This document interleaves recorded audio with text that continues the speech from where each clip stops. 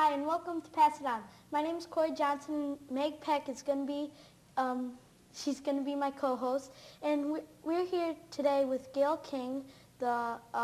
She's a newscaster for Channel 3. Hi. Hi, Corey. How are you doing? I'm fine. Thank you for coming on Pass It On. Well, when I got your letter, I couldn't help but resist. When I saw that Corey Johnson had written me, I said, me? I couldn't believe it that I got a letter from you. I thank you for inviting me. Yes. Now, how did you get started with Channel 3? Let's see. I've been at Channel 3 since 1981, which is, and I know you're very good at math, so how many years is that? This is 92. I've been there since 81. I hate math too, that's why I'm asking you. Well, I figure 81 to 91 is 10 years, so 11. one more after that. 11. Yeah. See, I knew you were good at math. So I've been there for 10 years, and I came from a TV station in Kansas City. But I never intended to go into television. That wasn't something that I grew up thinking, I want to be on TV. So, where did you go to college? Did you go? I went to University of Maryland, and I have a degree in psychology. So when I went to school, I originally planned to be a child psychologist because I love kids, and I thought it would be fun, not fun, but I thought it would be interesting listening to kids' problems or going to law school. But when I was in college, I was working part-time at a TV station, and that's really how I became hooked. Oh, so so that means that, oh God. No, you're doing okay. Go ahead. No, Go ahead. so you majored in psychology. Yeah. So you wanted to be a child psychologist. I mean, so normally, if you know growing up, Corey, that you're going to be on TV or that you'd like to be in TV, normally you would major in journalism. That would make sense, don't you think? Yes. Or communications. Or communications, but I never took any journalism or communication courses. It hit me so late my senior year in college, and then by the time I was done, almost done, I thought, I don't want to be in school for another 2 years, which is what it would have taken. So I decided to get experience in the industry, but I've never taken a journalism class. So you never went to college for journalism? No. Oh. I went there for psychology. I turned out okay, don't you think? Yes. Yeah, it was kind of scary. Kind of scary. Well, here at Pass It On, having our own television show, we're also interested in finding out what it's like to work at Channel 3 and what kind of process you have to go through to do your newscast and the whole thing. Can you tell us a little bit about working at Channel 3? Well, we just sort of get there, Meg, and just hope it all comes out all right. Oh, yeah. I mean, it really is a very intricate process. It starts very early in the morning, and you have a series of meetings throughout the day where they decide what stories we're going to cover, who's going to cover them. My day is supposed to start at 10 o'clock, and I make every effort to be on time because, Corey, that's important, being on time for work. And I also anchor the news at noon. So from the time I get there, I'm normally writing the newscast for noon. And then right after the noon, the process starts all over getting ready for the 5 and 5:30 newscast. So it's a series of meetings. People call you about stories. You'll see stories in the newspaper, although we never like to think we get them out of the Hartford Current. No. But, or you're making police checks, and the police will tell you about something, and quite often viewers will call with stories. So did they train you on site to do all that, or seeing as you had no formal training at college? Well, you know what happened?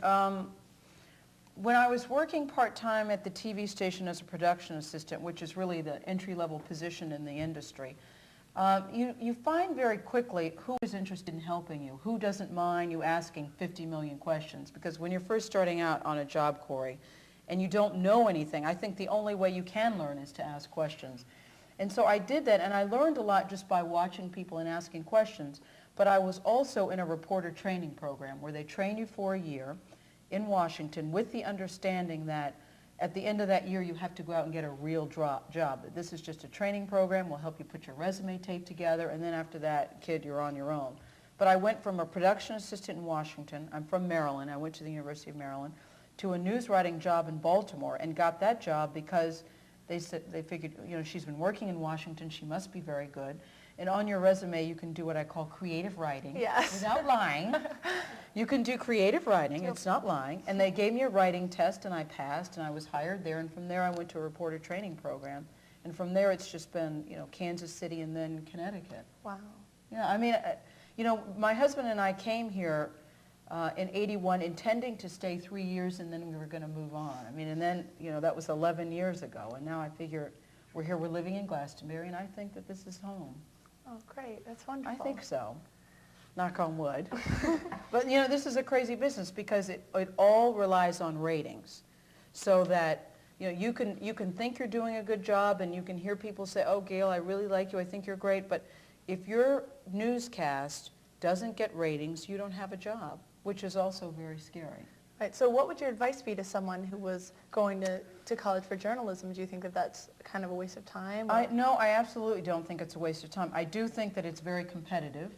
I do think that now we're getting to the position where you have to be better than everybody else. I even tell my kids this now, that when they have a homework assignment, and for instance, like William was on the letter O. Do you remember that, Corey, when you're on the letter O?